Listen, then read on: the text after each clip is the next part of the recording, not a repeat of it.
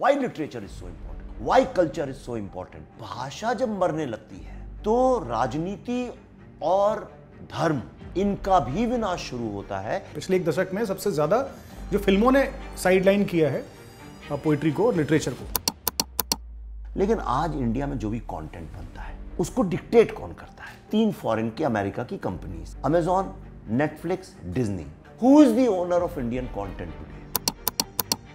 कोई भी चीज को आप एआई से साफ कर सकते हो, किसी भी चीज को वीएफएक्स से क्रिएट कर सकते हो, आप डीप फेक बना सकते हो। जो आप डिजिटली रिकॉर्ड कर रहे हो उसको डिजिटली साफ किया सकता है, पर जो टेप पे छपेगा वो एनग्रेव्ड होगा, उसको ओरिजिनल रिकॉर्ड माना जाएगा। आप कभी किसी स्टैंड अप कॉमेडी में पूछते हैं, म्यूजिक कॉन्सर्ट में पूछते हैं, आप रॉक शो में जाते हैं, कभी ये बोलते हैं कि अरे ये कितना किसकी कॉस्ट थी, कितने बिजनेस किया, अरे ये तो फ्लॉप हो गया। नहीं करते ना आप ये सब, तो फिल्मों के साथ क्यों? बहनों और भाइयों, दोस्तों, मेरे प्यारे प्यारे भाइयों, अच्छा आपने देखा होगा, मैं आपको याद दिलाना चाहता हूं, बात है 2020 की। कोविड आया था, किसी को पता नहीं था क्या करना है क्या नहीं किया जाए।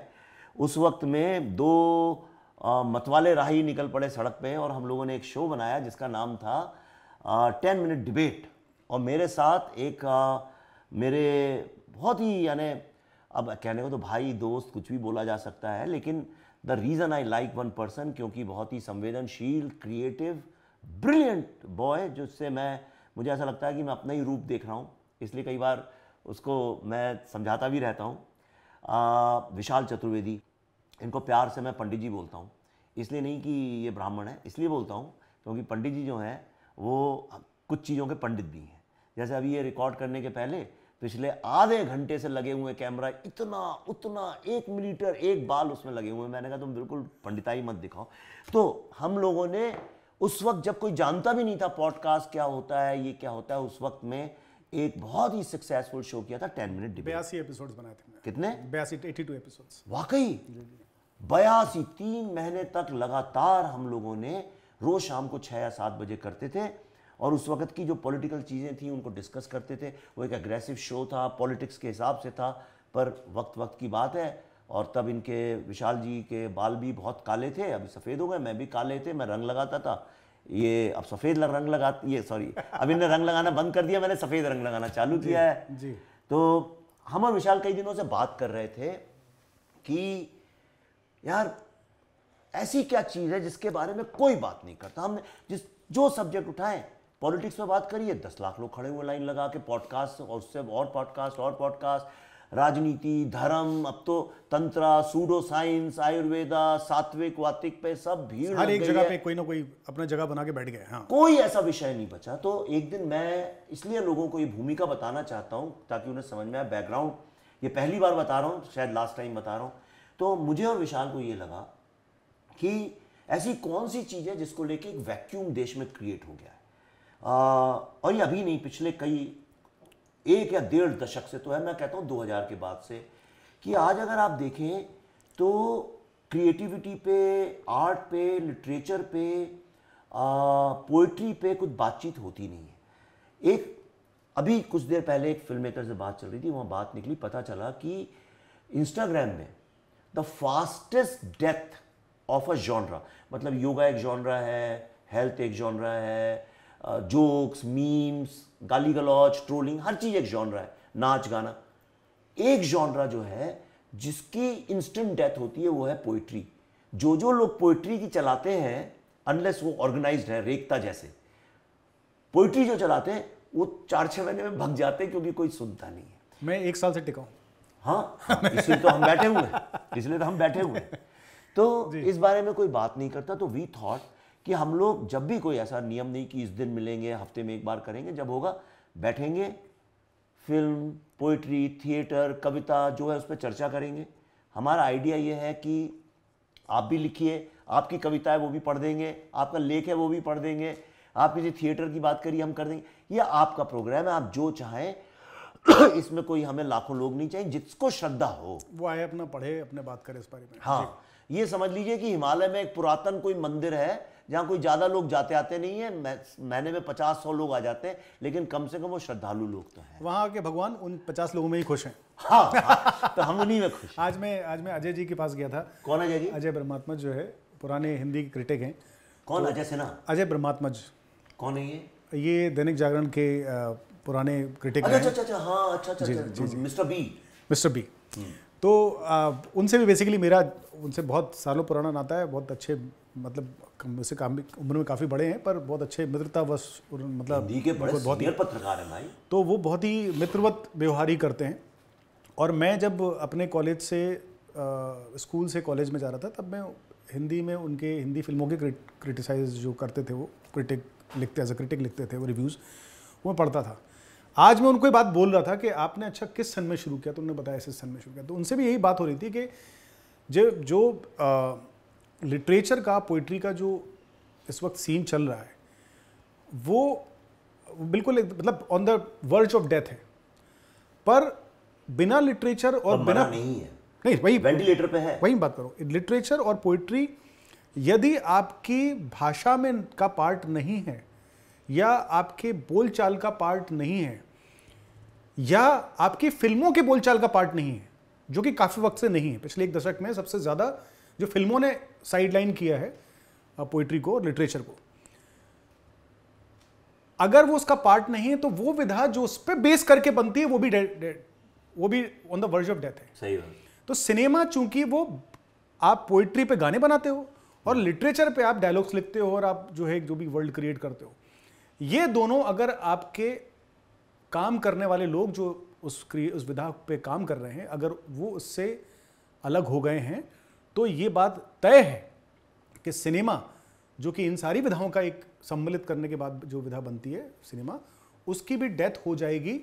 और यही कारण है कि आज की डेट में आप इंस्टाग्राम पे जो जिस तरह की जो फ्लड हो रहे हैं पुराने गानों पे, जो नाचते रहते हैं लोग, और जो भी कर रहे हैं, फोटोग्राफ्स डाल रहे हैं और जो भी कर रहे हैं, कहीं ना कहीं original content, original idea, original बात से सब कटते जा रहे हैं। उसका रीज़न यही है क्योंकि हमने सिनेमा ने, जो हमारा सिनेमा हिंदी सिनेमा है, वो सबसे पहले अच्छी पोइट्री और अच्छे लिटरेचर से कट गया। This is what I think and this is what I was discussing with him.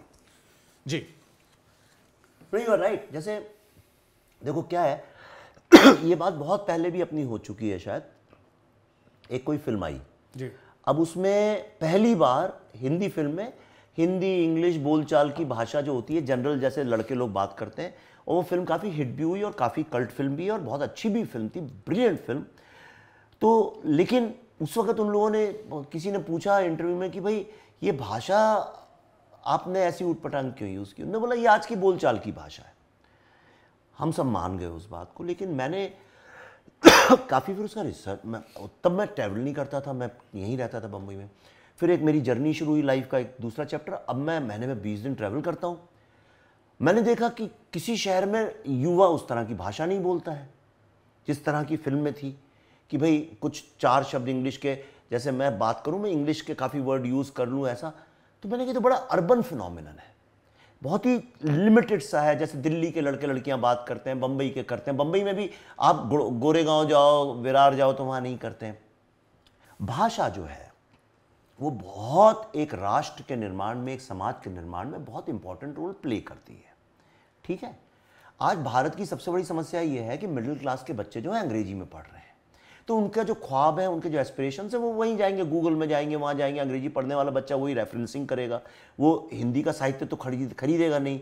जब वो अंग्रेजी का खरीदेगा तो उसके जो हीरो होंगे, हीरोइन होंगे, वो भी ऐसी जगह पे ही काम करते होंगे, उन्हीं तरह के ब्रांड्स के प्रोडक्ट्स के नाम लेते होंगे, उन्हीं गानों की बात करते होंगे, तो आपका रुझान वहाँ होता जाएगा। कोई गलत बात नहीं, हम ग्लोबल सिटीजन्स हैं।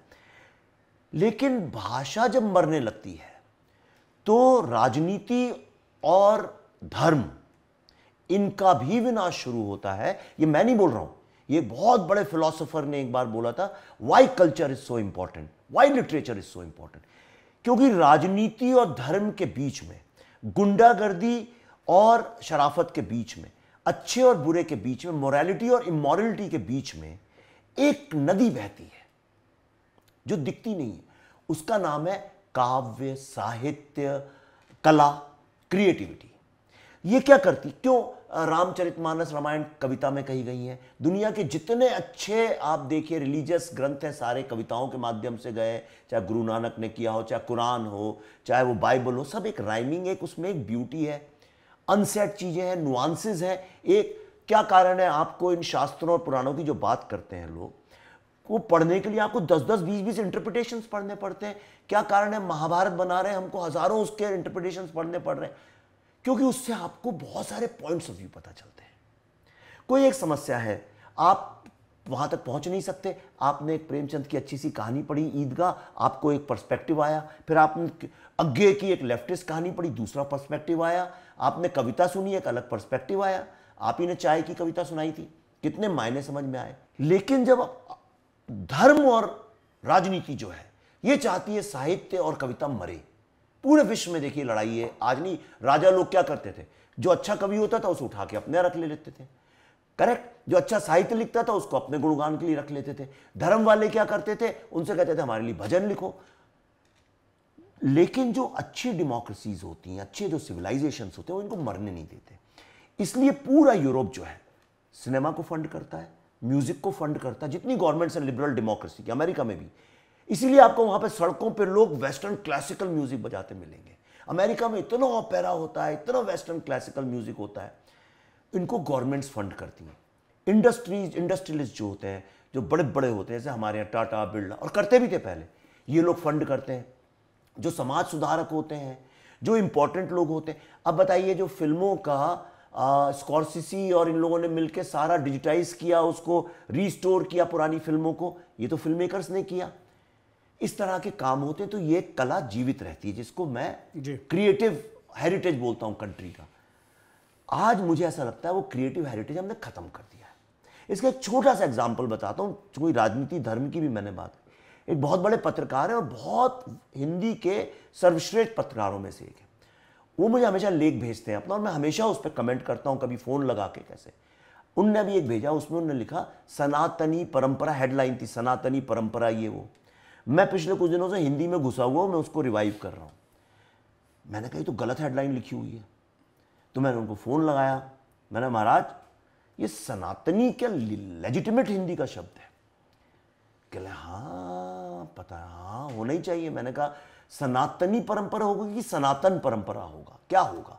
सनातन अपने आप में एडजेक्टिव है, कोई चीज जो इटर्नल है, तो यानी कोई चीज अगर अमर है तो अमरी तो नहीं हो सकता वो, तो सनातन है तो सनातनी तो गलत है। सनातनी शब्द भी नहीं मिलता हिंदी में कहीं, शब्द है नहीं, शब्द हिंदी में मैंने नहीं, वो अभी आ गया होगा, जो प्योर हिंदी में नहीं है और जरूरत भी नहीं है। हाँ, जब परंपरा ही सनातन है जी, तो सनातनी। पर हिंदी जो है वैसे भी बहुत रिसेंट लैंग्वेज है, मेरी बात सुन लो, पर वो गलत था तो उन्होंने माना।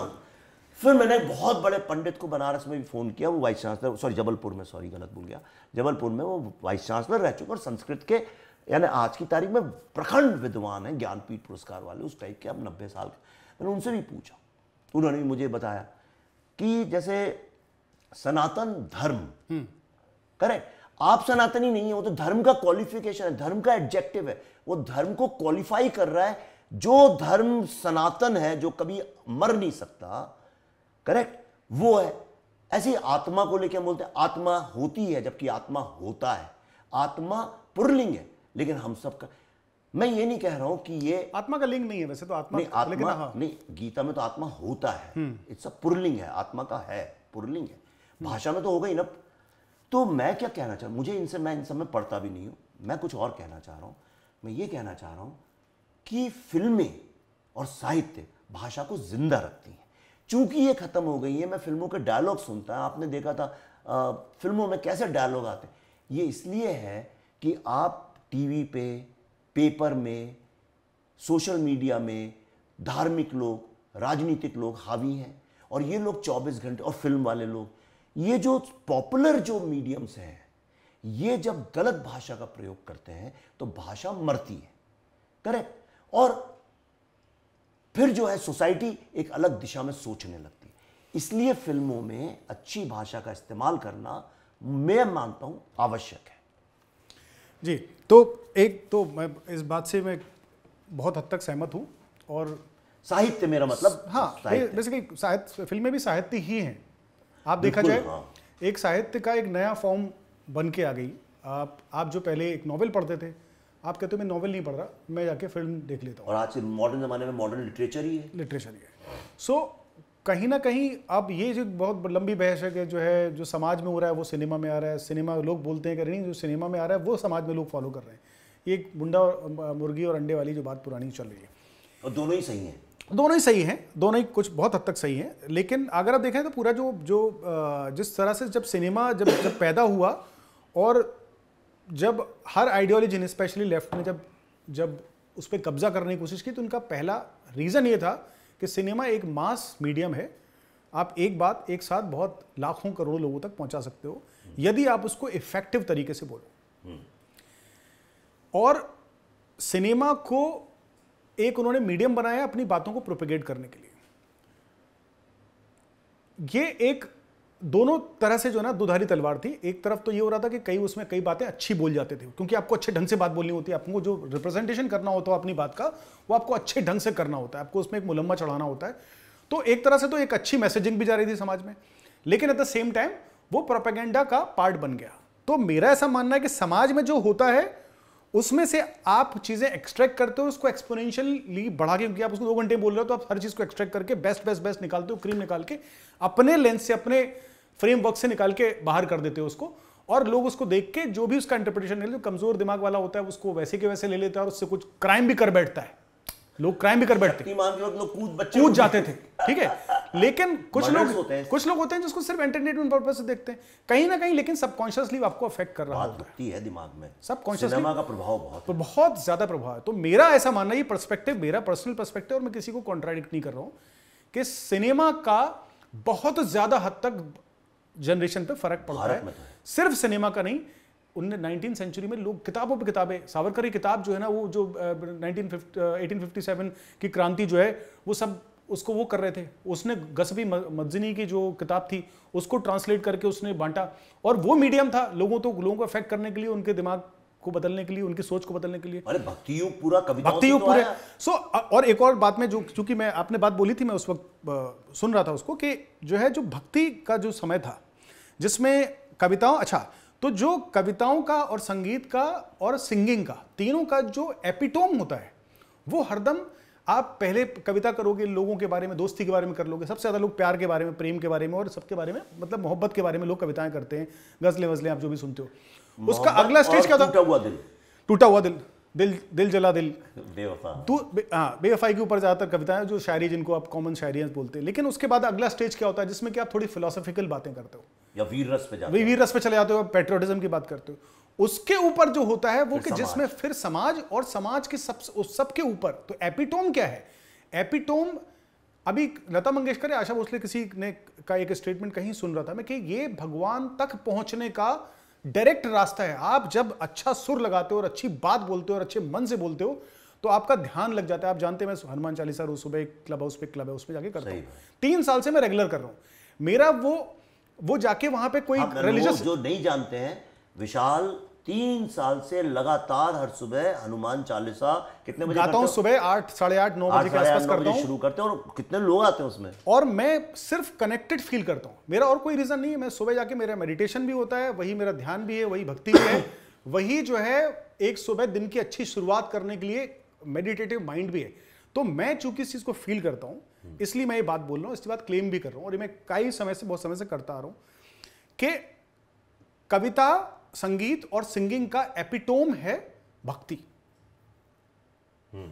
तो ये तो एक अलग पार्ट हो गया। लेकिन आम जनता को, जो कि अलग अलग धर्मों ग्रंथ सबसे आ रहे हैं, तो उनकी अपनी अपनी चॉइसेस होती हैं और वो एंटरटेनमेंट को अलग अलग तरीके से देखते हैं। कोई चाहता है कि शाम को दिन भर का थका है, टेलीविजन, एसी, खाना लगाया, पॉपकॉर्न लिया, बैठ गए, एक फिल्म देखी, निपटाई। बहुत सारे ऐसे लोग हैं, अपने इंडस्ट्रियलिस्ट लोग भी हैं, जो रोज फिल्म देखते हैं।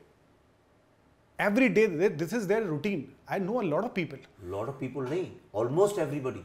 या तो टीवी न्यूज़ देखते हैं या नेटफ्लिक्स देखते हैं। ऐसे ही दिन में जो महिलाएं हैं, महिलाएं दोपहर का समय, मैं अपने गांव जाता हूँ, घर जाता हूँ, मामी के यहाँ गया, उन्होंने खाना वाना बनाया, खाना खिलाया, खाना खिलाने के बाद में वो टेलीविजन लेके बैठ गए, उन्होंने मैराथन भी उसी सीरियल का देखा। आप यहाँ से निकलिएगा, ये मेट्रो स्टेशन है, नीचे अभी शाम को जब जाएंगे आप, 100-150 ऑटो वाले खड़े होंगे जी, सब लोग एक ही काम कर रहे होंगे, फोन पे कोई फिल्म देख रहे होंगे या वीडियो नेटफ्लिक्स पे देख रहे होते हैं।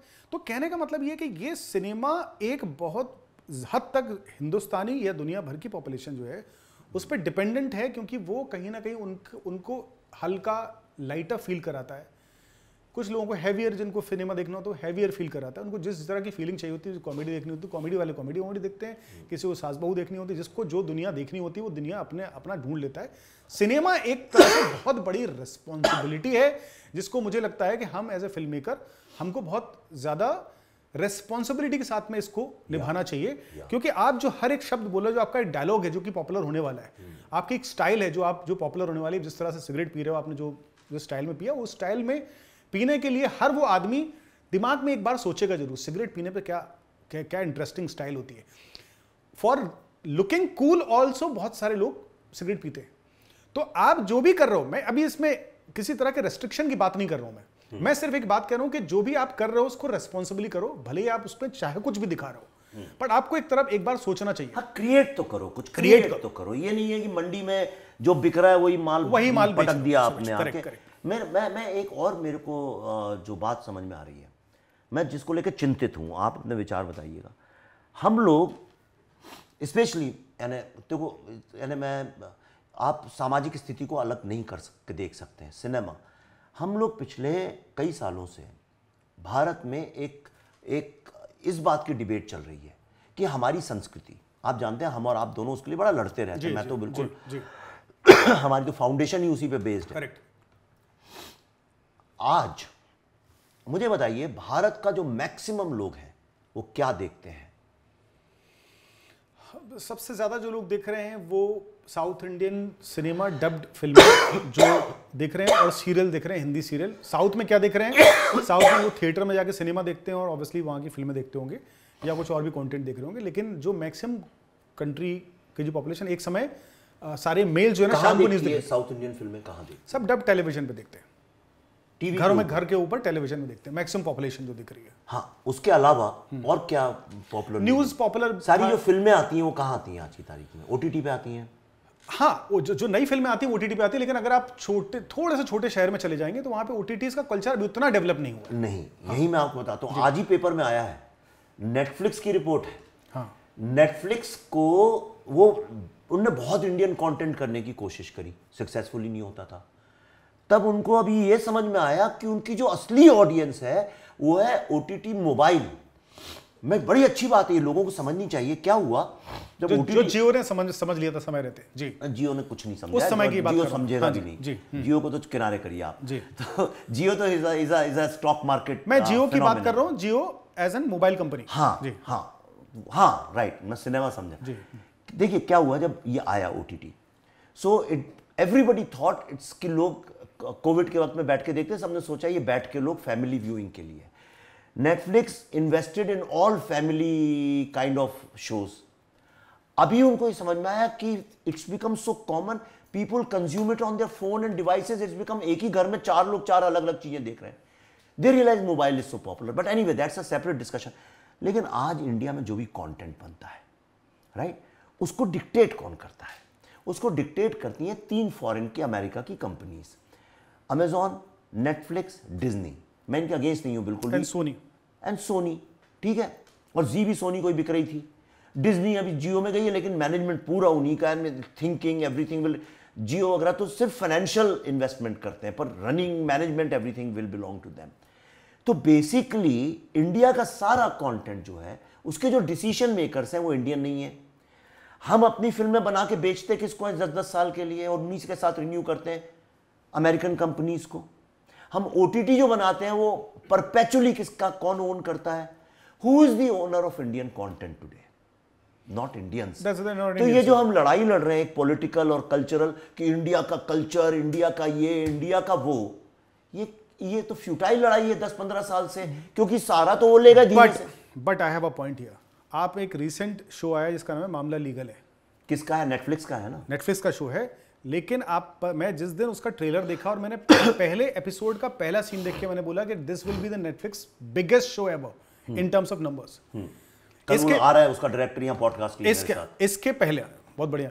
तो इसके पहले जो है अगर आप देखें तो गुल्लक, पंचायत, ये सारे जो सीरीज जो टीवीएफ बना रही थी, जो सोनी लिव पे जा रहे थे, आपको याद होगा पिछले 1.5 साल पहले Sony LIV became the highest, मतलब सबसे तेज ग्रो करने वाला OTT चैनल बन गया था। कहीं ना कहीं जो कंटेंट है, नेटफ्लिक्स ने इतना पैसा खर्च किया अपने जो भी उनके जो टिपिकली 4 लेन्स हैं जिनको लेके वो फिल्में बनाते, सीरीज बना रहे थे, वो इतना सब कुछ बनाने के बाद भी वो सब फ्लॉप था, कोई ग्रोथ नहीं थी, in fact the growth went down. But as soon as they started making this kind of content, they recognized that the Indian soil की कहानियां जब तक हम नहीं बोलेंगे वो उनका कुछ नहीं होने वाला। आप कितना भी बड़ा शो बना लो, मैं बिगेस्ट ऑफ शोज की बात कर रहा हूं जो कि हॉटस्टार ने बनाए, जो कि नेटफ्लिक्स ने बनाए, पर वो ऐसे बॉम्ब हुए हैं कि लोगों ने उनके साथ में लोग देख के, वो अर्बन थोड़ी पॉपुलेशन ने देखा, बाकी सबने उनको रिजेक्ट कर दिया। हाँ, पर यहाँ पे एक प्रॉब्लम है जो सॉर्ट आउट हो जाएगा आगे चल के, मुझे लगता है वो ये, जब इस तरह के शोज आते हैं, एक ग्रहण है हॉटस्टार के ऊपर, ये मामला लीगल है, ये पंचायत की, जब ये शोज जाते हैं तो इनको वही ट्रीटमेंट मिलता है जो एक ब्रीच कैंडी के लड़के वर्सेस एक किसी हिंदी हार्टलैंड के छोटे गांव या नासिक से कोई आए लड़के को मिलता है। इनको कम से कम बजट में बनाना पड़ता है। ओके, इनकी मैं बात करता रहता हूं इन सबसे, इनकी अपनी समस्या। हाँ। और क्या होता है, ये सब लोग एक ऐसा बनाते हैं, पर नेक्स्ट जब बनाते हैं तो वो फिर से नेटफ्लिक्स के उसमें ही चला जाता है। ये एक लड़ाई है। पर इस अभी वोंट टॉक अबाउट, हम लिटरेचर की बात जो कर रहे थे, मैं ये कह रहा हूं कि it's very important right now. India में बहुत चिंता का विषय है, मेरे लिए तो कम से कम बहुत गंभीर विषय है। और मुझे लगता है अगर कोई पूछे इंडिया की सबसे बड़ी प्रॉब्लम क्या है, बेरोजगारी और इन सब चीज़ों के अलावा, भ्रष्टाचार और बेरोजगारी के अलावा, मैं कहूँगा उससे भी ज़्यादा बड़ी प्रॉब्लम है ये जो अकाल है साहित्य का और कल्चर का और क्रिएटिविटी का। ये सब सोशल मीडिया कंज्यूमेबल के लिए एक्टिविज्म बन गया है। पर आप बताइए मुझे 10 साल में, आप मुझे 2 कवियों के नाम बता दीजिए पनपे हैं, आप मुझे 2 साहित्यकार बता दीजिए, आप 2 नॉवेल्स बता दीजिए, हिंदी और रीजनल लैंग्वेज की बात कर रहा हूँ, आप मुझे खास तौर पे हिंदी की बात करूँ, मैं वो पढ़ता हूँ। आप मुझे बताइए, आप ओरिजिनल म्यूजिशियन, आप अगर क्लासिकल म्यूजिक भी देखते, 2500 नाम, जितने नाम आज आप जानते हैं वो सारे जो हैं 2000 पहले से ही, चाहे किशोरी अमोनकर हो, जाकिर हुसैन का नाम लेंगे, इसका लेंगे, उसका लेंगे, आप जितने लोगों का नाम लें सारे के सारे 2000 के पहले के हैं, लिबरलाइजेशन के आसपास के वक्त के हैं। आप जितने अच्छे लिरिक्स ढूंढिए हिंदी फिल्मों के, तो लास्ट आता है कुछ कुछ होता है, या कुछ ऐसे जावेद साहब, गुलजार साहब जब लिखते हैं तो अच्छे आ जाते हैं, प्रसून जोशी वगैरह लिखते हैं, पर 100 में वो 2-3 है। डांस में देख लीजिए आप आज इतना बड़ा अकाल है भाई साहब, आप कल्पना नहीं कर सकते। आज अच्छी पढ़े लिखे ग्रंथ, धार्मिक ग्रंथों के इंटरप्रिटेशन करने वाले विद्वान लोग, उनकी पॉलिटिक्स की एनालिसिस एक अच्छे नुआंस तरीके से करने वाले लोग, समाज में बैठ के नुआंस बात करने वाले लोग, टीवी पे समाज की बात करने वाले लोग। फिल्म इंडस्ट्री में 30 साल में मैंने पतन देखा, आज फिल्मों की बात कोई करता नहीं, ठीक है, इधर उधर की बातें होती। इसके कारण क्या हुआ है कि सोसाइटी पूरी या तो पॉलिटिक्स की बात करती है, हर चीज टीवी डिबेट बन गई। इस तरह से बैठ के कौन बात करता है? करेक्ट। तो जो नुआंस के बिना जिंदगी नहीं होती पंडित जी, और आपने नुआंस को खींच लिया, कॉर्पोरेट चले गए पॉलिटिक्स और रिलीजन के पास, ये साधु स्वामी बाबा लोग बन गए, नहीं, let me finish and don't get offended, मैं जो बोल रहा हूं, ये सब बन गए एंटरप्रेन्योर्स। कहीं ना कहीं लोगों को ये बात पता है कि हमें बेवकूफ बना रहे हैं, ये सब लोग मिलकर बना रहे हैं, इसमें कोई शक नहीं है। भाई आप कुछ भी राजनीति करिए, कुछ भी धर्म करिए, लेकिन अगर तुमने एक पॉलिटिशियन, एक रिलीजियस गुरु को कभी किसी अच्छी जगह पे, जहां पे अच्छी आराम से बात हो रही है, जहां लगता है इंसान बात कर रहे हैं, ठीक, तो लोगों को इन्फ्लुएंस करना सोशल मीडिया के प्रभाव से अलग चीज होती है, लेकिन महर्षि रमन्ना, विवेकानंद जैसी बातें करना, वो साहित्य। आप विवेकानंद पढ़ लीजिए, पूरा साहित्य, आप गांधी पढ़ लो, माई एक्सपेरिमेंट्स विद ट्रूथ, आप डिस्कवरी ऑफ इंडिया से अच्छा लिटरेचर नहीं मिलेगा। ये पॉलिटिशियंस हैं, correct. You may not agree with Nehru, मैं जानता हूं लोग आज की तारीख में पसंद नहीं करते, मुझे भी कोई शौक नहीं, मैं अपनी फिल्म में ही दिखा रहा हूं।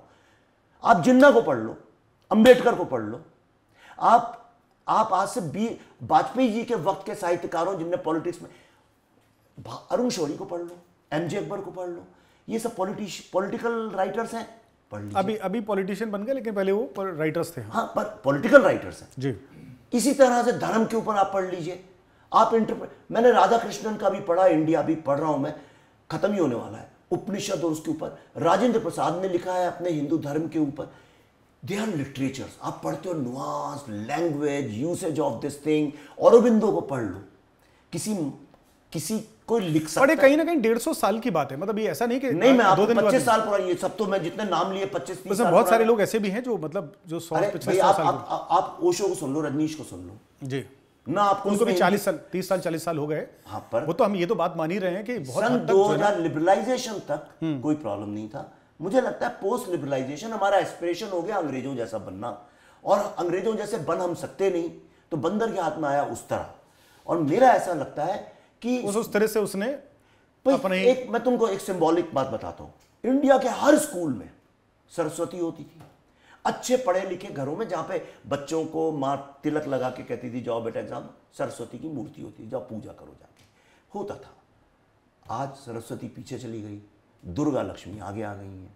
ये सीधी सी बात है, कहीं सरस्वती का कोई स्कोप नहीं है, सिर्फ दुर्गा और लक्ष्मी को हमने आगे किया। ये समाज का एक प्रॉब्लम है। नहीं, बिल्कुल एब्सोल्युटली। मतलब ये बात मैं इसके मेरे दो पक्ष हैं, मैं एक एक करके उस पर अपना टिप्पणी करना चाहूँगा। सबसे पहली चीज़ है कि आपने कहा कि पिछले 10 साल में कोई साहित्यकार आए। मैं 2 लोगों को जानता हूँ, निखिल सचान और दिव्य प्रकाश दुबे। नहीं, ऐसे तो 10-15 अच्छे राइटर्स जिनका नाम सब जानते हो। जी हाँ, मतलब ऑब्वियसली वो अब करते करते उनका बॉडी ऑफ वर्क इस हद तक पहुंचेगा जहां पे फिर आप लोग उनको शायद प्रॉब्ली याद करना शुरू करेंगे। लेकिन इसमें कोई डाउट नहीं है कि हो क्या गया, सिनेमा ने इसमें मैं एक बहुत ही कॉन्ट्राडिक्टरी बात बोल रहा हूं कि सिनेमा ने एक्चुअली साहित्यकारों को, या जितने भी विधाएं थी, अलग अलग विधाएं थी, कलाएं थी, उन सबको सिनेमा की तरफ अट्रैक्ट कर दिया। जो आदमी बहुत अच्छी आर्ट करता था, आर्ट स्कूल से पढ़ता है और वो जाके चला जाता है कि भैया मैं प्रोडक्शन डिजाइनर बन जाऊंगा या आर्ट डायरेक्टर बन जाऊंगा। मैं ये बिल्कुल मतलब एक अलग ही बात बोल रहा हूं मैं। ऐसे ही कोई आदमी अच्छी पोइट्री लिखता था, वो आ गया फिल्म इंडस्ट्री में। पहले उसने पेन के साथ जब तक पैसे नहीं मिलेंगे तब तक लिखूंगा नहीं, और उसने कहा कि अच्छा मैं अच्छा आइडिया है लिख दूंगा, फेसबुक पे डाल दूंगा, कहीं पे तो कोई चुरा लेगा। तो इस चक्कर में लोग अपने आप को संकीर्णता में पकड़ के बैठ गए, और वो सिर्फ इस बात का वेट करते हैं कि मेरा किस दिन मेरी लॉटरी किस दिन लगी, किस दिन मेरी फिल्म, किस दिन फ्राइडे मेरा आएगा। कल ही किसी ने दिखाया, क्या बोलते हैं ये, number 1 newspaper times of India, कुछ ऐसा नंबर 1। हाँ, सब नंबर 1 है। हाँ, करेक्ट। उसमें लिखा था गुलजार साहब की 10 बेस्ट शायरियां, उसमें से 8 गुलजार की नहीं, 8 गुलजार की उन्हें पता ही नहीं। तो अरे मतलब ऐसे तो बहुत सारे कांड हैं, बट आप सोचिए कि जो है हर इंडस्ट्री क्या है, गुजराती, यहाँ पे इधर पे एक नई इंडस्ट्री शुरू हो गई, मलयालम, तेलुगु, तमिल, हर जगह पे जितने भी लोग, क्रिएटिव लोग जो अच्छा लिख सकते हैं, जो अच्छी पेंट कर सकते हैं, मैं आपको बता रहा हूं, मैं कम से कम नहीं तो 10, 12, 15 ऐसे लोगों को फॉलो करता हूं। पेंटिंग का विकास तो वो स्किल बेस्ड है, स्किल बेस्ड है। लेकिन वो अभी एआई आके उसका बंटाधार कर रहे हैं, बहुत हद तक बंटाधार कर दिया है और अब आगे भी बंटाधार करेगी। उस सबका बंटाधार होने वाला है। वैसे बाय द वे मैं आपको बताऊं तो हुआ क्या है कि सबको सिनेमा ने, क्योंकि एक पॉपुलर मीडियम था, सबको पैसा दिख रहा था कि फ्राइडे को भैया लोगों की किस्मत चमक जाती है। तो अब हमने अपने आप को, जैसे मैं अभी, आप पिछले 10-12 साल से जब भी मुझे किसी ने कोई फिल्म का गाना या कुछ लिखने के लिए बोला तो मैंने कहा नहीं भाई, मैं फिल्म लिखना पसंद करता हूं और मुझे जो है ना फिल्म बनानी है, मुझे अभी इस सब में नहीं घुसना है। मैंने अपने आप को पहले सबसे काटा। अब मैं जो भी म्यूजिक या जो भी मैं पोइट्री या जो भी मैं कंपोज कर रहा हूं या जो भी लिख रहा हूं, नॉन फिल्म जो भी लिख रहा हूं, वो मैं बिल्कुल फ्री होकर लिख रहा हूं। इसीलिए एक चाय जैसी कविता निकल के आ जाती है, इसीलिए एक जो है ना मैं कुछ नहीं मैं एक पात हूं, ऐसी कविताएं मैं इसलिए लिख पाता हूं। नहीं, वो विश मेरा पेन नेम है। नहीं, कुछ तुमने, मैंने पढ़ा था, कुछ लिखा था, चलो नहीं। विश पान इज माय, मेरा अभी एक एल्बम रिलीज किया था, उपनाम है आपका। उपनाम, इसमें पोइट्रीज और शॉर्ट स्टोरीज थी। तो मैंने एक ऐसा स्पॉटिफाई पे ऑडियो एल्बम जिसमें गाने नहीं है, तो वैसा एल्बम रिलीज किया था, उसका नाम विश पान था और विश मेरा पेन नेम है। तो मैंने अपने आप को पहले फ्री किया कि मैं इसको कमर्शियलाइज नहीं करूंगा, तब जाके मैं फ्री होके अच्छी पोइट्री और अच्छा म्यूजिक कर पा रहा हूं, जिससे मुझे बहुत शांति मिलती है, जिसको सुनाता हूं कहता है यार मजा आया। अब वो रिलीज होगा नहीं होगा, कब होगा कब नहीं होगा, इससे मैंने अपने आप को फ्री कर रखा है। यदि पूरा देश भर का जो क्रीम है, क्रिएटिव माइंड तो हर एरा में रहे हैं और बहुत अच्छे रहे हैं और किसी समय जीनियस भी रहे होंगे, अभी भी हैं, लेकिन कहीं ना कहीं एल्गोरिथम ने मार रखा है उन्हें। और मैं आपको बता रहा हूं, एआई आई है, अब आप देखिएगा वापस से पोइट्री जो ओरिजिनल वर्क है वो कैसे धीमे धीमे पॉपुलर होगा। उसका एक नया मीडियम मैं बताता हूं कैसे होगा। जो पेंटिंग थी, जो ऑयल पेंटिंग थी, वो अब तो 3D पेंट भी आ गया, एआई से आप बनाओगे फिर 3D निकाल सकते हो, लेकिन कुछ ना कुछ एक दो तीन चीजें ऐसी निकलेंगी। जैसे मुझे लगता है कि रिकॉर्ड्स वापस आएंगे, जो आपके जो ये वाले रिकॉर्ड थे, क्योंकि आज आप हर चीज को, कोई भी चीज को आप एआई से साफ कर सकते हो, किसी भी चीज को आप VFX से क्रिएट कर सकते हो, आप डीफेक बना सकते हो। ये सारी चीजें जो हो रही हैं ये इवेंचुअली लोगों को इससे अवे ले जाएंगे, और वो ओरिजिनल फॉर्म जो था, जैसे रिकॉर्ड का जो फॉर्म, रिकॉर्ड ओरिजिनल फॉर्म था, टेप फॉर्म जो था, जिसमें चीजें छपती हैं, प्रिंट होती हैं, हम उस पर वापस जाएंगे, उसको ओरिजिनल रिकॉर्ड माना जाएगा।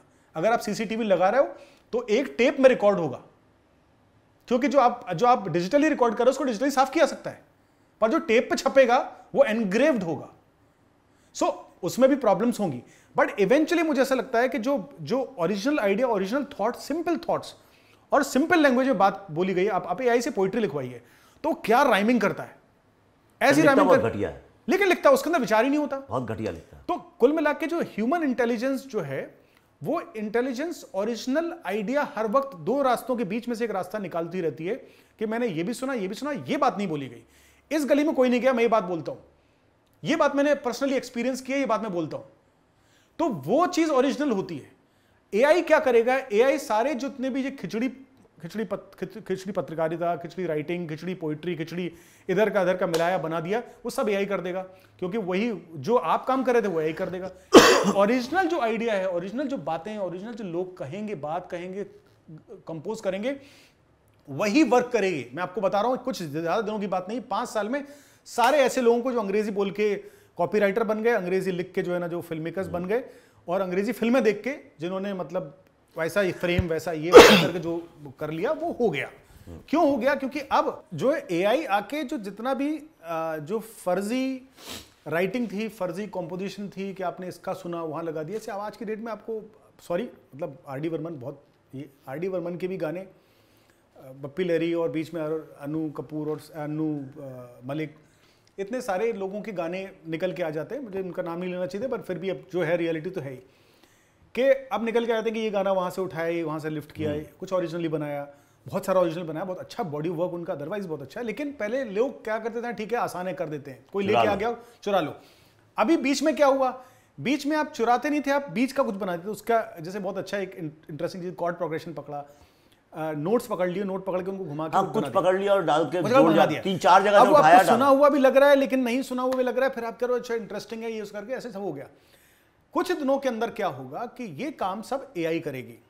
तो अब पहले जो है ना जिसके पास टेक्नोलॉजी थी वो कर पा रहा था, अब जिसके पास टेक्नोलॉजी नहीं भी है, जो ट्रेन अपने आप को नहीं भी करेगा, वो सिर्फ कमांड और अपने जो है कीवर्ड्स लिख लिख के वो जो है बन जाएगा म्यूजिशियन, वो म्यूजिक डायरेक्टर बन जाएगा। ये कुछ दिनों ये होगा।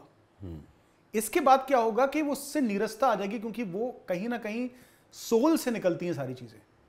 आपका ब्रेन एक्टिवली फोकस कर रहा होता है किसी आइडिया के ऊपर, तब जाके वो ओरिजिनल आइडिया बाहर आता है, जो कि धीमे धीमे अब वो सारी सबकी पोलें खुल जाएंगी और इवेंचुअली वही बचेगा जिसके पास ओरिजिनल आइडिया है।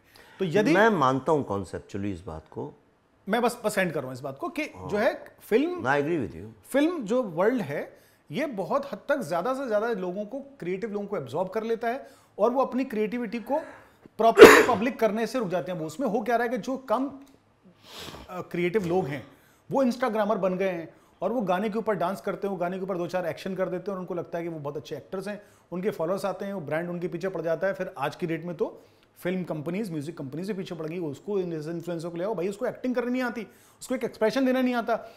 फिर जब ऐसे लोग आते हैं टेलीविजन के ऊपर और म्यूजिक वीडियोज में और फिल्मों के ऊपर, तो जब उनके अंदर कोई बात ही नहीं है, उनके पास सिर्फ वो इन्फ्लुएंसर, उनके पीछे फॉलोअर्स हैं जो पैसा भी पे नहीं कर सकते।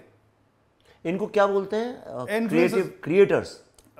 हाँ, अभी मिले ना creator, best creative creator award. मैं कहता हूं तुम लोग क्रिएट क्या करते हो जो कि तुम्हारे को अवार्ड एन सुनिए, उसके बाद क्या है कि ये उनमें से जितने थे वो क्रिएट क्या करते हैं मुझे पता ही नहीं है।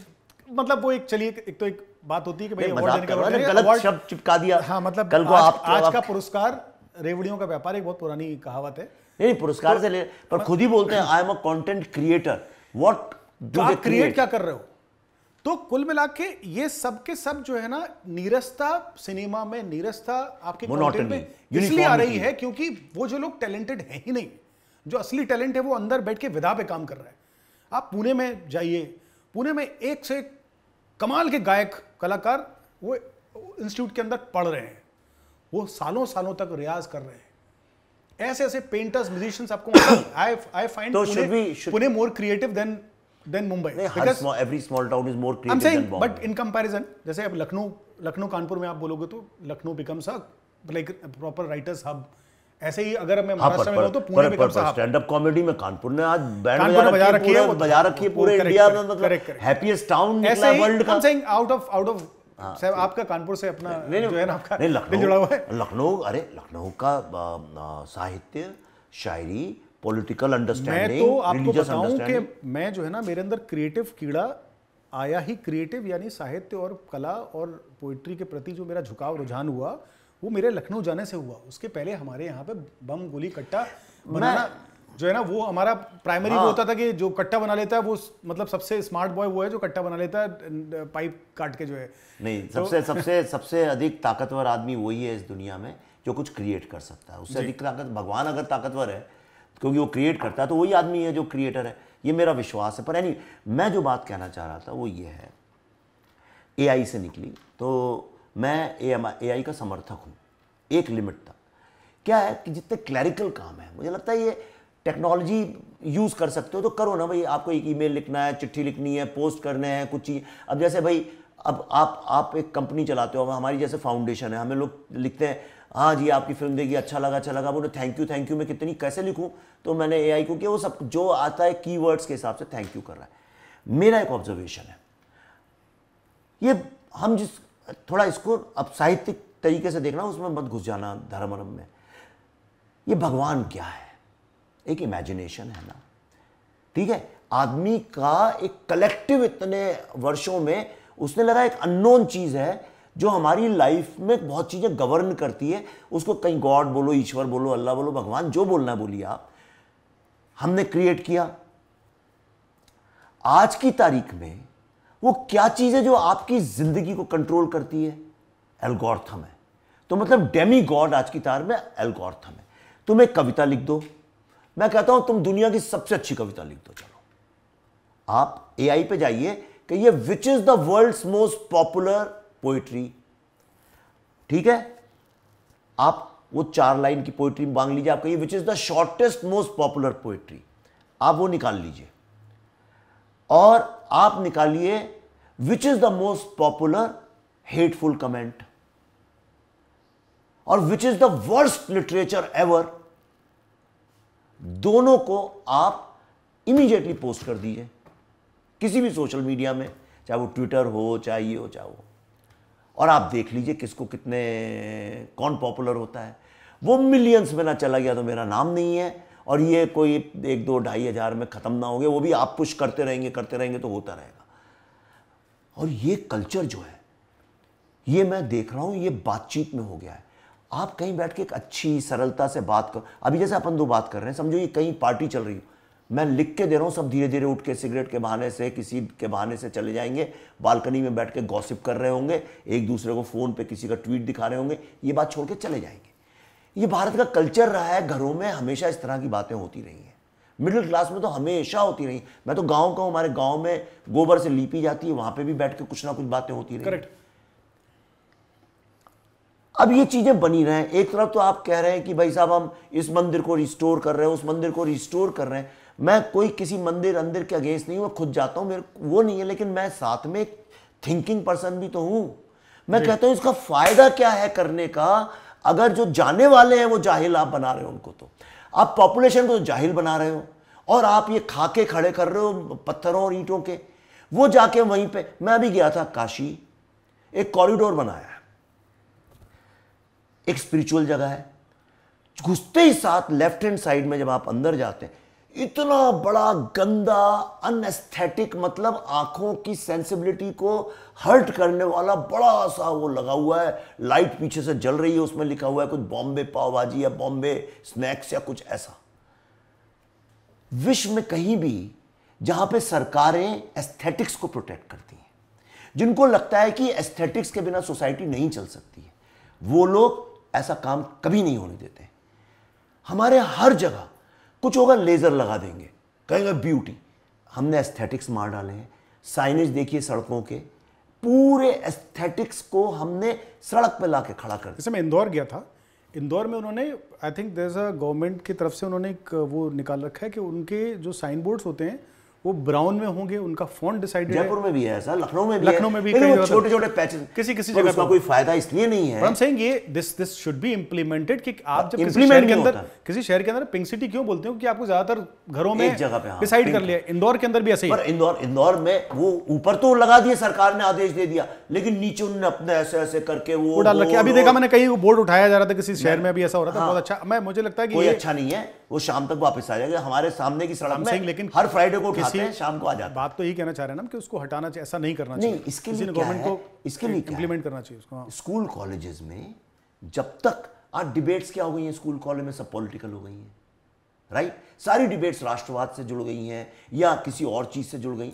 भाई जोड़ने वाले आप ही हैं, मतलब आप राष्ट्रवाद पे तो नहीं, आप मेरी स्पीच में, मैं जब मेरी नेशनलिज्म की डेफिनेशन आप स्पीच अभी नहीं कहने का मतलब है आप मुझे गाली देते हैं लोग, कहते हैं आपको कंसीडर यही करते हैं ना कि मैं हमेशा कहता हूं झंडा पकड़ना नेशनलिज्म है ही नहीं। जी। नेशनलिज्म है अपने बच्चों को साहित्य सिखाओ। झंडा पकड़ना भी नेशनलिज्म है। नहीं है, मैं नहीं ये भी मानता, नेशनलिज्म, मैं नहीं मानता। ये आप झंडा पकड़ने को एनीवेज हम पॉलिटिकल जा रहे हैं, लेट्स नॉट गो पॉलिटिकल। नहीं, कुछ चीजों में होना कोई गलत बात भी नहीं। मैं बता दूं क्यों झंडा पकड़ना गलत बात नहीं है, करेक्ट, लेकिन आपको पूरा का पूरा वंदे मातरम याद हो, फिर आप झंडा पकड़ के राष्ट्र भक्ति में निकले, आपको वो भावना तो पता हो।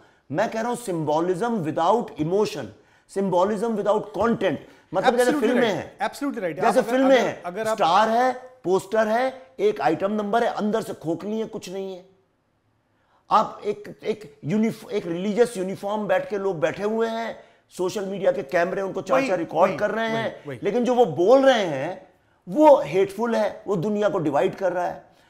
पॉलिटिशियंस खड़े होकर भाषण हर अक्रॉस, मैं केरला में था अभी, वहां मैंने सुना, तमिलनाडु में था वहां सुना, कर्नाटक गया वहां सुना, BHU गया वहां सुना, जिस मैं पंजाब, हर जगह पे let's stick to the, I mean फिर हम पॉलिटिकल में भी फिर अपना नहीं दैट विल गो समवेयर। मैं कह रहा हूं जो कॉन्वर्सेशंस हैं उनका जो स्तर है वो गिर गया, खोखलेपन पे सुपरफिशियल लेवल पे हो गया, वो गिर गया। दूसरा लास्ट बात बता रहा हूं, जब साहित्य मरता है तो कल्चर मरता है, ये तो सही है। कल्चर के नाम पे आज कोई चीज हमारे पास ऐसी नहीं है which we can say take to the world and say देखो ये हमारा आज का कल्चर है।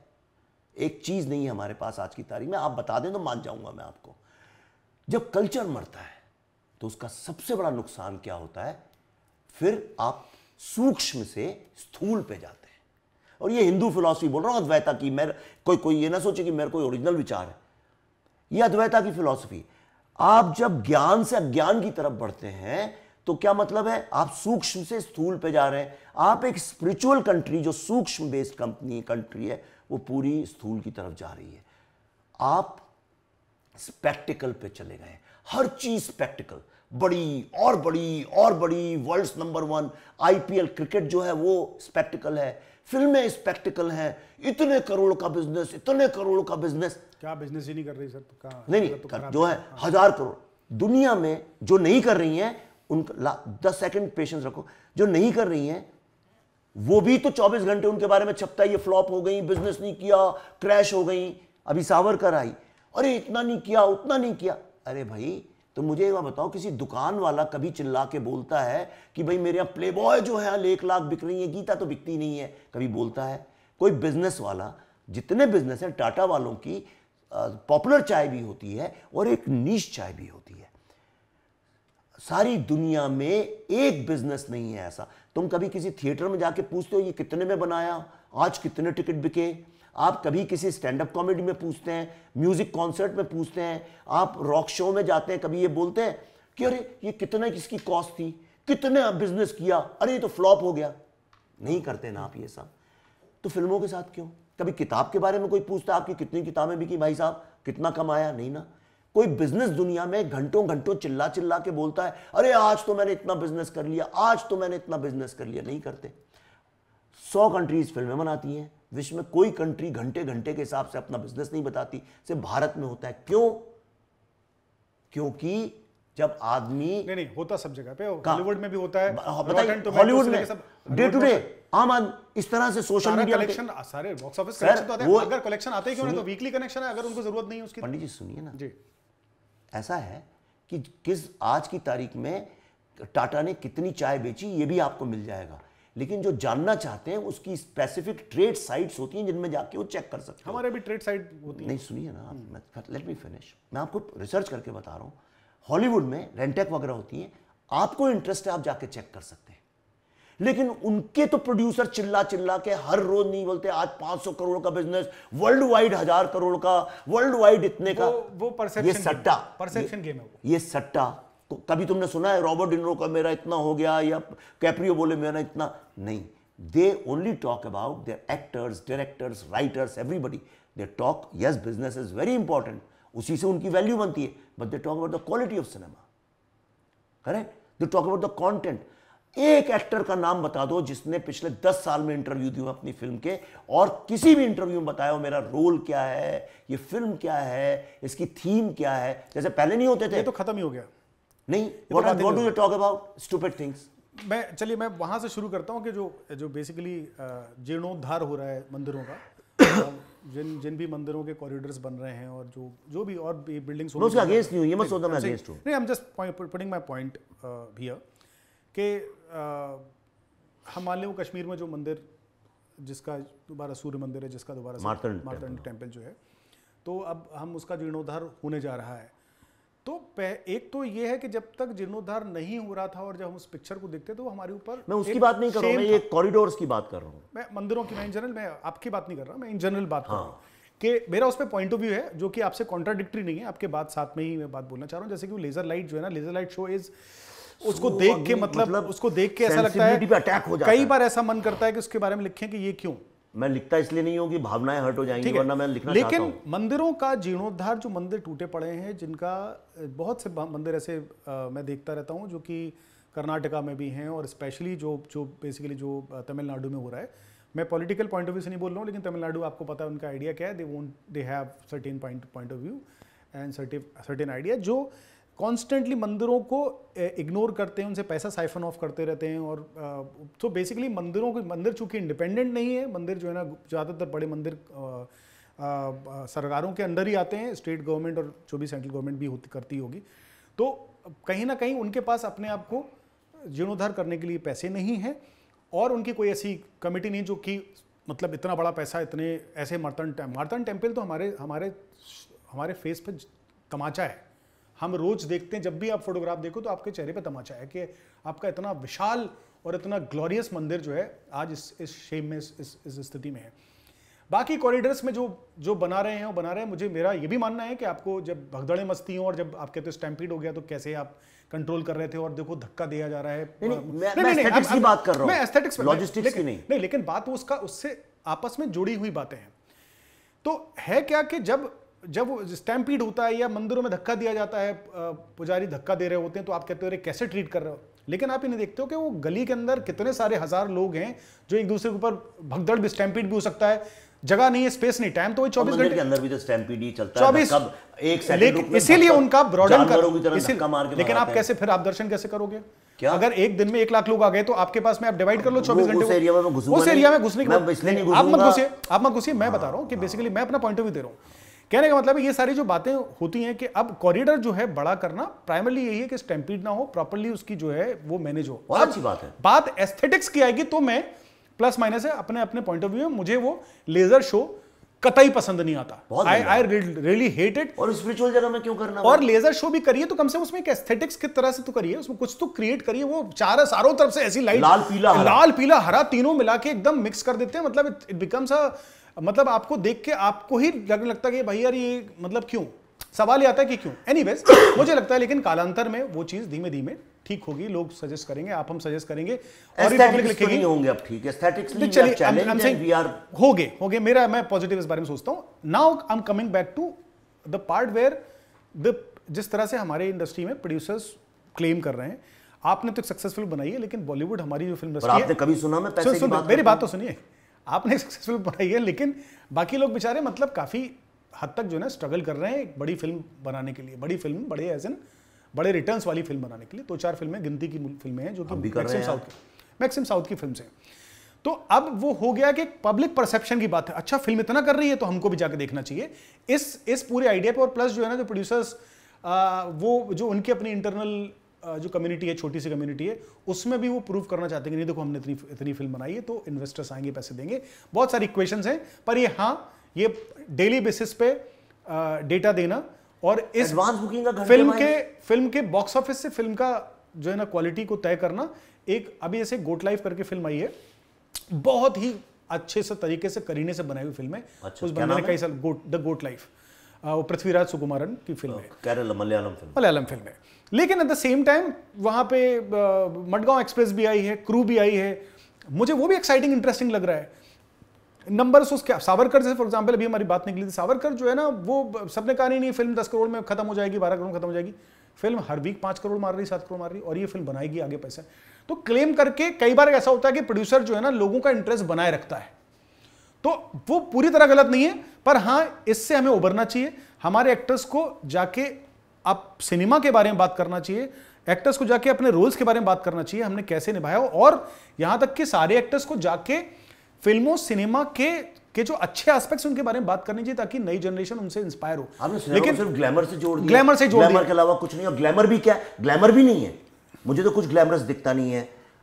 मतलब अब वो शब्द भी नहीं इस्तेमाल करते, चलो मतलब एक display of, a vulgar display of wealth and lifestyle है, वो ग्लैमर नहीं है। हाँ हाँ, मतलब वो कहीं ना कहीं आप जो है कितने हाँ, मुझे वो नेहरू जी की अचकन पे गुलाब का फूल नहीं है, वो ग्लैमर है। हाँ, वो नहीं है। हाँ, हाँ, है ना। अब आपने क्या किया है कि आपने कपड़े तो उतार दिए, राजा नंगा खड़ा हुआ है और वो गुलाब के क्यारी में खड़ा हुआ है, फोटो खिंचा रहा है, ये हो गया। आप नंगे हैं, गुलाब बगल में, ये नहीं कि आपके कपड़े पे लगा है। बड़ी सरल बात। ये साहित्य की बात करें। जी। तो कहीं ना कहीं जो है ना सारे अब जितने भी फिल्म मेकर्स से लेके एक्टर्स तक, सबका अब लाइफ की उनका सारा पॉइंट ऑफ व्यू सिर्फ इस बात पे जाता है कि वो उसने फिल्म बनाई तो मैं क्या बना रहा हूँ, मैं ये रोल कर रहा हूँ। अच्छा, दूसरा एक और बहुत अच्छी बात में जो मुझे लगता है कि बोलनी बहुत ज़रूरी है, अच्छी बात या ज़रूरी बात है एक्चुअली, कि ये जो पूरा एक समय तक ऐसा था कि राइटर एक अच्छी कहानी लेके जाता था, वो डायरेक्टर के पास में जाता था, और डायरेक्टर या राइटर प्रोड्यूसर के पास में जाता था, और प्रोड्यूसर उसके लिए एक अच्छा डायरेक्टर ढूंढता था, या राइटर ही लेके आता था, कहता था कि ये कहानी, और प्रोड्यूसर उस फिल्म को फिर सजाता था और बनाता था कि चलो इस एक्टर को सुनाएंगे तो ऐसे। आज की डेट में एक्टर्स बताते हैं मुझे इस तरह की फिल्म करनी है। जब आपने डिसाइड ही कर लिया कि इस तरह की फिल्म करनी है, तो कैसे, कितनी पॉसिबिलिटी है कि उस तरह की फिल्मों की स्क्रिप्ट मार्केट में एप्ट फिल्म उस समय होगी?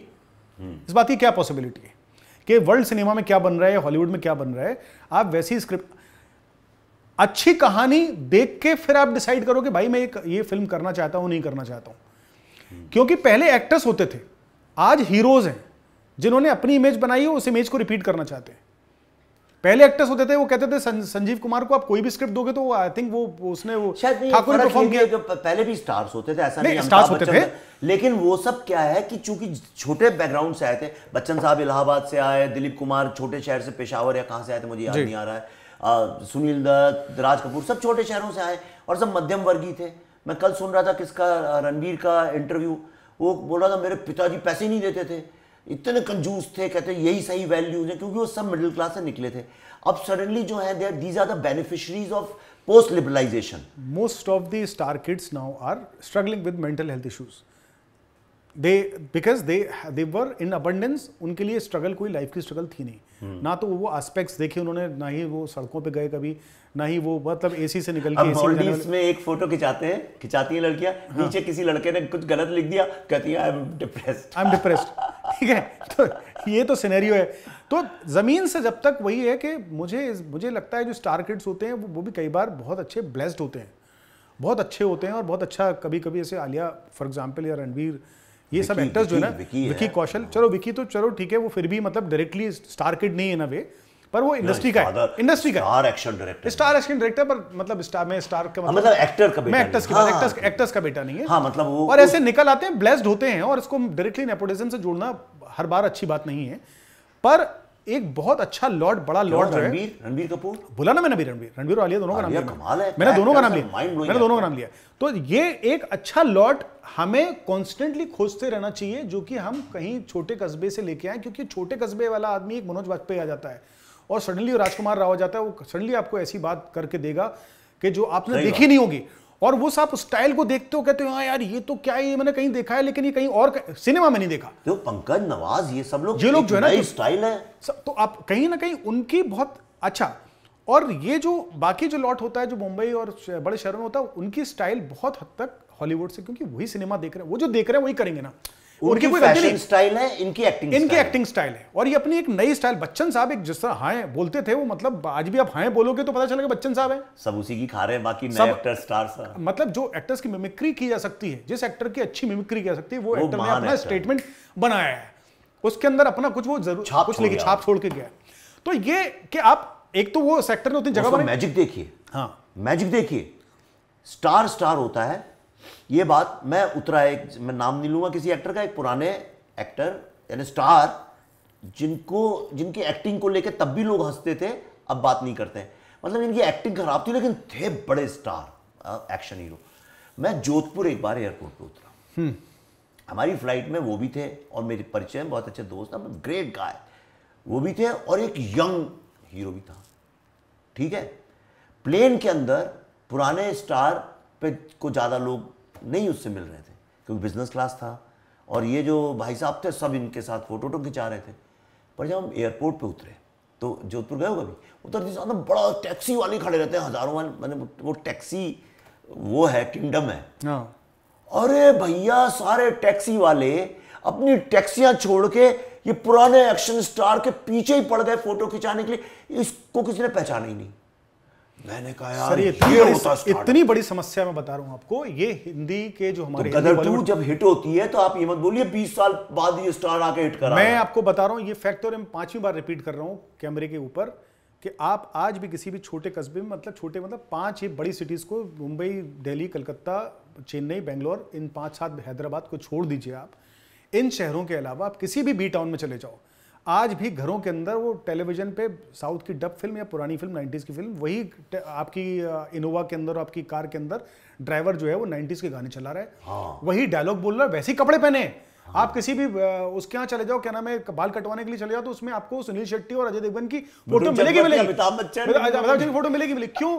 क्योंकि ये लोग एक स्टाइल छोड़ के गए और उन्होंने एक वो छाप छोड़ी, उसके बाद सिनेमा देश से बाहर चला गया, देश छोड़ के, हिंदी सिनेमा देश छोड़ के बाहर चला गया। मुझे भी नहीं पहचान में आती कौन लड़की तो क्या है, क्या लड़का क्या है। आपका एक भी जो डिजिटल स्टार, सुपरस्टार जो हमारे जो नेटफ्लिक्स पे आने वाले जितने बड़े बड़े एक्टर्स हैं, उन एक्ट्रेस से अगर आप बोल दो कि उनके नाम पे आप एक भी फिल्म खड़ी करके दे दो जो कि 10 करोड़ भी कमा ले मार्केट में, क्यों नहीं कमा सकती? क्योंकि इनके ये कुछ स्टेटमेंट छोड़ ही नहीं रहे, ये अपनी बात कोई कहीं पे, ना तो उनके वर्ड से, ना उनकी एक्टिंग से, ना उनके चाल चलन से, ना उनके पब्लिक अपीयरेंस से वो बात लोगों तक पहुंच ही नहीं रही है।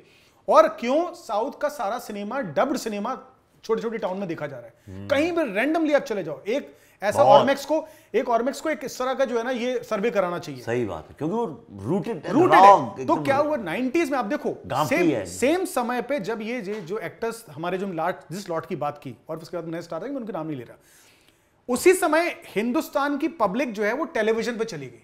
क्यों? क्योंकि वहां पे उनको फिर भी देश दिख रहा था, फिर भी उनको घर दिख रहा था, फिर भी उनको किचन दिख रहा था, फिर भी उनको रिश्ते दिख रहे थे जिनमें टूट रहा बन रहा, बालाजी कुछ अपना लेके आया, सबने अपना अपना ये कर लिया। लेकिन टेलीविजन को पकड़ लिया घर की औरतों ने, और बाकी जो लोग थे वो थोड़ा न्यूज पे चिपक गए, मेल से वो न्यूज पे चिपक गए, और कुछ लोग हॉलीवुड देखने लगे।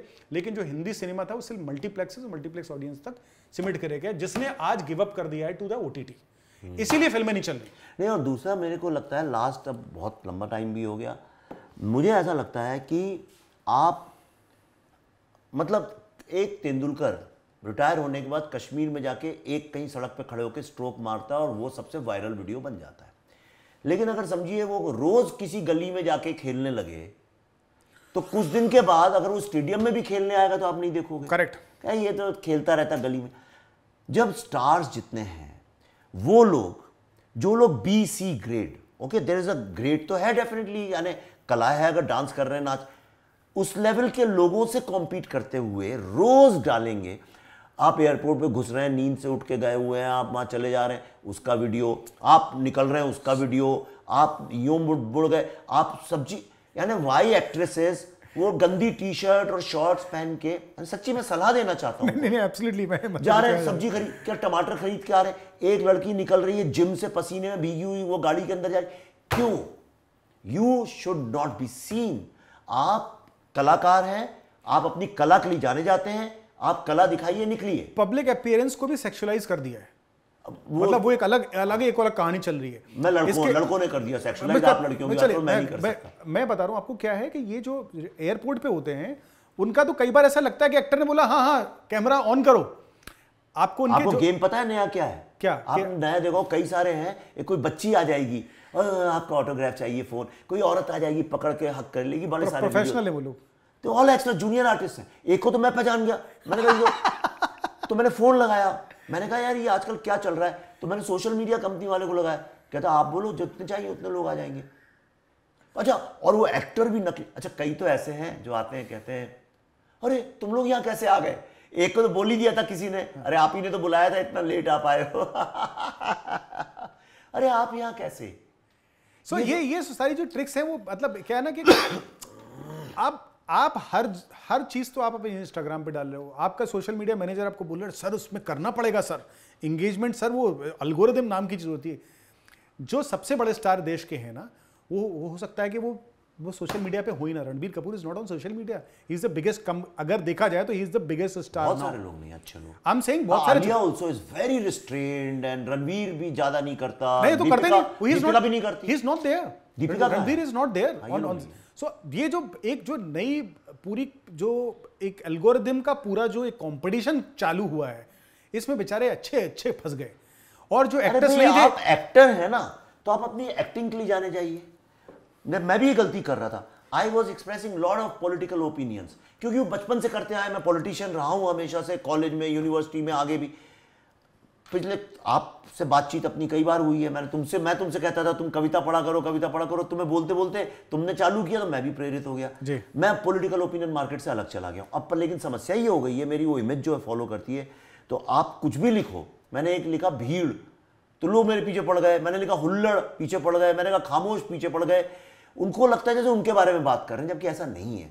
कविता जो है, तो मैं ये कह रहा हूं कि अब एज अ फिल्म मेकर मुझे जो कहना है, मेरी फिल्म बोलनी चाहिए। ऐसे एक्टर जो है उसकी एक्टिंग बोलनी चाहिए। कभी कभी दिखे अच्छा, हमें भी अच्छा लगता है भाई आपके घर में क्या चल रहा है, आपके बच्चे क्या कर रहे हैं, लेकिन 24 घंटे एनीवे। तो अच्छी बात हुई आज। जी बहुत मज़ा आया, और मतलब बहुत दिनों के बाद बैठे इस तरह से कैमरे के सामने। सिलसिला शुरू करते हैं। मैं लोगों को भी बता दूं कि हम लोग ये सिलसिला जारी रखेंगे, जब फुर्सत होगी, कभी हफ्ते में 2 बार 3 बार 6 बार, हुआ तो 6 महीने में 1 बार, कोशिश करते हैं हफ्ते में 1 बार कर लें। अब अगली बार अपन AI एंड क्रिएटिविटी की बात करते हैं, तो विल टॉक हमें लगता है लगभग सब काफी समय भी हो गया, हाँ, काफी कुछ कवर हो गया, इससे ज्यादा हम बॉक्स ऑफिस हिट फ्लॉप अगली बार करेंगे, और चीजें कर लेंगे। जी वंडरफुल, बहुत अच्छा लगा, सबको बहुत बहुत धन्यवाद। जाने के पहले मुझे बताओ कि एक रेकमेंड करो कोई अच्छा OTT का सीरियल या कोई। मैं भी 3 बॉडी प्रॉब्लम देख रहा हूँ, 3 बॉडी प्रॉब्लम देख रहा हूँ, it blew my mind for first 3 episodes. You are a bug? हां, are you a bug? No I am not. पहुंचे नहीं वहां तक अभी? अब नहीं, कितने एपिसोड देखे हैं? मैंने 3 देखा, चौथा हाँ बग तक पहुंच गया। हां, जिसमें मैंने बुक पढ़ी थी यार, this is almost as good as the book. It doesn't disappoint. But it did surprise me, and I'll tell you one more thing. I think this we discussed once. Covid के time पे हमने discuss किया था। मैं एक बार 2020 में, early 2020 में कहीं से शूट करके वापस आ रहा था। ये बात बोल के हम फिनिश कर सकते हैं इसको। मेरे पास वो रिकॉर्डेड क्लिप है जिसमें मैंने ये बात बोली है कि जिस तरह से दुनिया जिस ओर जा रही है, हमें एक्चुअली एलियंस को अटैक कर देना चाहिए। मेरे पास रिकॉर्डेड क्लिप है, उसमें बोला कि we are smarter than them. नहीं, पर मैं रेकमेंड करूंगा, मामला लीगल है। मामला लीगल है तो मतलब ओके, मैं 2 रीजन से करूंगा। Number 1, the nuances, how they have taken the reality, make it unreal and maintain. पहला सीन देखा एंड आई सेड, मैंने आपको पहले ही बोली बात कि इट थोड़ा अमेचरिश इसलिए लगता है क्योंकि लड़के IIT दिल्ली से अब यहाँ पहली बार कर रहे हैं, उन्हें कुछ पता भी नहीं, कुछ कैसे पता नहीं करते हुआ, हैं। करेक्ट, हाँ। और दूसरा casting, amazing phenomenal casting of मामला लीगल है। बहुत अच्छी कास्टिंग की है, एक कैरेक्टर जो है वो लगता है दिल्ली का रियल है, ये ईस्ट दिल्ली का है, ये वेस्ट दिल्ली का, ब्रिलियंट कास्टिंग। मुझे रवि किशन बहुत अच्छा लगा। रवि किशन तो मतलब और वो लड़की क्या नाम है, निधि बिष्ट क्या नाम है उसका? नहीं, मैंने चूंकि देखा नहीं है तो मैं अभी नहीं देखा मैंने एक दो सीन देखे बस मैंने। You will be overwhelmed with the casting, I am sure.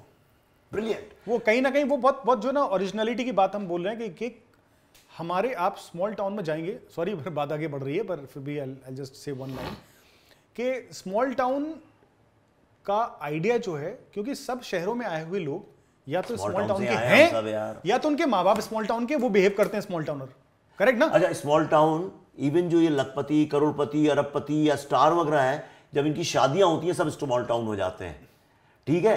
हालांकि अंबानी जी की जो शादी हुई थी वो बहुत ही मॉडर्न, अर्बन, ये सब था हरियाणा, लेकिन कुछ चीजें उसकी ध्यान से देखो तो एकदम मिडिल क्लास स्मॉल टाउन थी। खाना ना खिला रहे हैं लोगों को, वही बातें चल रही है। चलिए तो करते हैं सर अगली बार, let's again meet and do it. धन्यवाद, थैंक यू सो मच। चलिए, जय सरस्वती।